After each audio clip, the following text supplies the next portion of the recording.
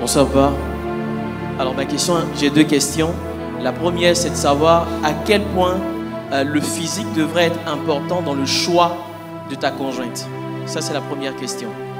Et la deuxième question, c'est celle de ma grande sœur qui a 42 ans aujourd'hui.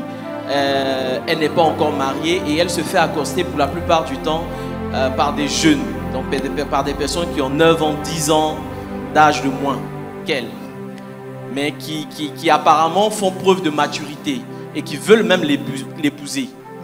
Du coup, par contre, sinon, les personnes âgées, c'est-à-dire plus âgées qu'elle, qui l'accostent, sont des personnes qui la plupart du temps sont mariées. Alors qu'elle ne peut pas se permettre de se mettre avec une personne qui est déjà mariée. Du coup, la question c'est de savoir qu'est-ce qu'elle fait dans ce cas-là. Elle prie.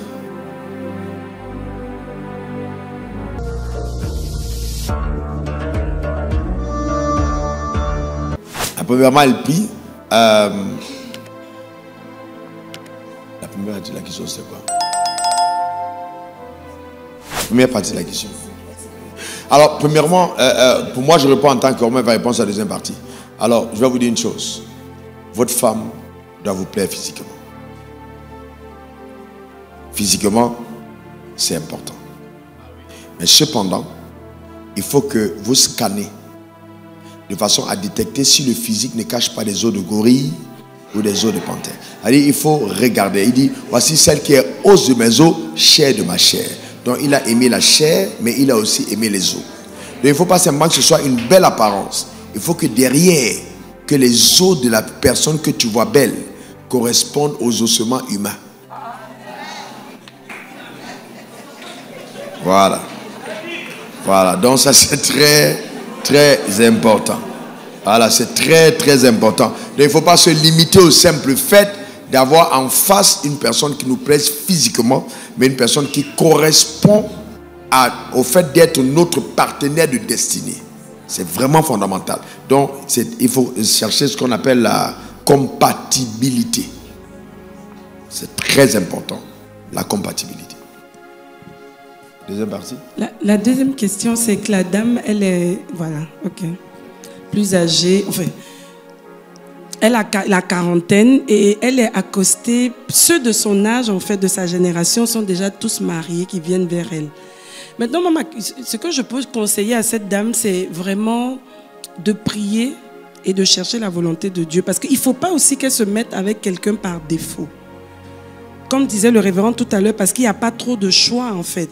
Parce qu'elle peut se rendre compte que si elle fait l'erreur de se mettre avec quelqu'un peut-être qui est plus jeune, quoique ce ne soit pas forcément l'âge qui détermine la maturité. Comme on a dit, quelqu'un peut être jeune et avoir un mental très mûr, mature. À partir de ce moment-là, il faut que le choix se fasse parce qu'elle a la conviction, pas parce qu'elle n'a pas d'autre choix. Parce qu'elle se rend compte que les gens de sa génération, jusque-là, ça prend du temps. Parce qu'elle peut se retrouver avec un choix qui est le choix par défaut, parce qu'elle n'a pas été patiente et quelque temps après rencontrer vraiment l'homme de son cœur que Dieu lui-même avait gardé pour elle, qui est peut-être de sa génération, et elle passe à côté. Pourquoi? Parce qu'elle n'a pas été patiente. On a vu des cas de femmes quarantenaires qui se marient, vraiment de très beaux mariages, et tu vois même la main de Dieu dans cette affaire en fait.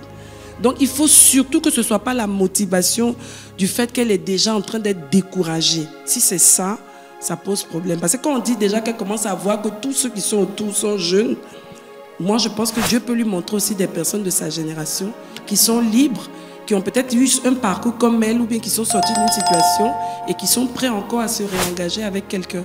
Et peut-être c'est cette personne-là qu'elle est en train d'attendre patiemment.